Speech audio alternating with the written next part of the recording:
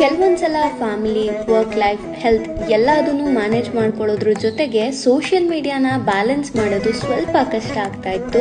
ಇವತ್ತು ಗುರುಪೌರ್ಣಿಮೆ ಇತ್ತು, ಹಾಗಾಗಿ ಮನೆಯಲ್ಲಿ ತುಂಬಾ ಅಚ್ಚುಕಟ್ಟಾಗಿ ನೆಮ್ಮದಿಯಾಗಿ ಪೂಜೆ ಮಾಡಿದೆ. ಜೊತೆಗೆ ಆಫ್ಟರ್ ಲಾಂಗ್ ಟೈಮ್ ವ್ಲಾಗ್ ನ ಕೂಡ ಶೂಟ್ ಮಾಡ್ಕೊಂಡೆ. ನಾನಂತೂ ವ್ಲಾಗ್ಸ್ ಮಾಡೋದನ್ನ ಸಿಕ್ಕಾಪಟ್ಟೆ ಮಿಸ್ ಮಾಡ್ಕೋತಾ ಇದ್ದೆ. ಅದಷ್ಟೇ ಅಲ್ಲದೆ ನನ್ನ ಫ್ರೆಂಡ್ಸ್, ಫ್ಯಾಮಿಲಿ, ವೆಲ್ ವಿಶರ್ಸ್ ಎಲ್ಲರೂ ಸೇಮ್ ಕ್ವೆಶನ್ ಕೇಳ್ತಾ ಇದ್ದಿದ್ದು, ಏನಕ್ಕೆ ವ್ಲಾಗ್ಸ್ ನ ಸ್ಟಾಪ್ ಮಾಡಿದ್ಯಾ ಅಂತ.